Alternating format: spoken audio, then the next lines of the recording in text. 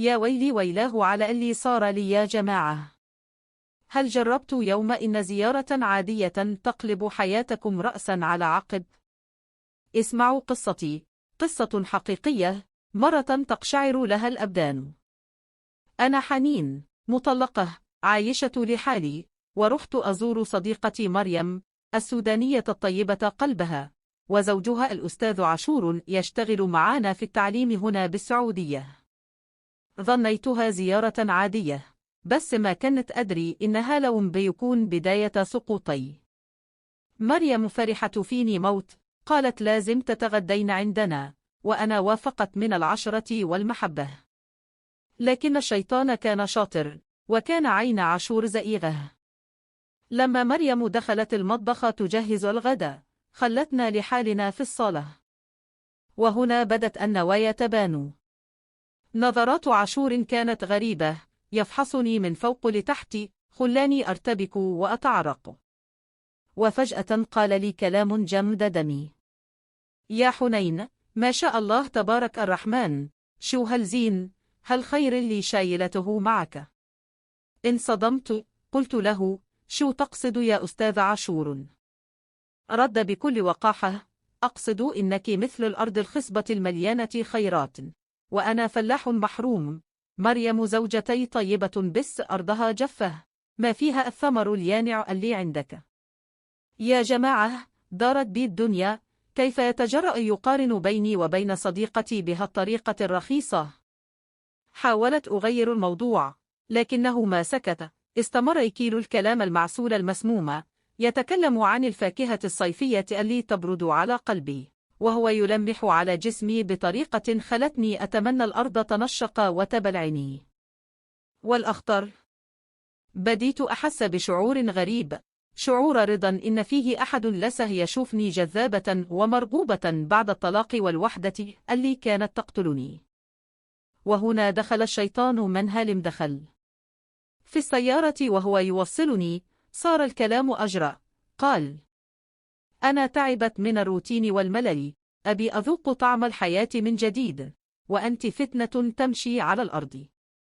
وصلنا عند البيت، قال إنه عطشان ويبي كاسة موية. ترددت، لكن قلت في نفسي: مجرد موية ويروح. ما دريت إن شربة الموية هذا بتفتح باب الشر كله. دخل الشقة، والكاس وقع من يدي، وهو استغل اللحظة وقرب أكثر، وبدأ يقول كلام غزل ما سمعته من سنين: أنا عطشان يا حنين، مو للموية، عطشان لحنانك واحتوائك، أنت النبع اللي أدور عليه من سنين. في تلك اللحظة ضعفت، انهارت كل الحصون، نسيت مريم، نسيت الصداقة، نسيت القيم، وسلمت نفسي. وبعدما هدأت العاصفة، قال لي وهو يلهث: يالله، عمري ما حسيت بهذا الشعور، أنت غير، أنت بحر ما له قاع. قلت له بحسرة: شو سوينا يا عاشور؟ خنا مريم، خنا العيش والملح. رد ببرود: أي خيانة؟ إحنا لبينا نداء الطبيعة، مريم ما راح تدري، واللي ما يعرف ما يتألم. من يومها صار يجيني كل ما لقي فرصة، وأنا صرت انتظره، أتجهز له، وأحس إنه الرجل الوحيد في حياتي.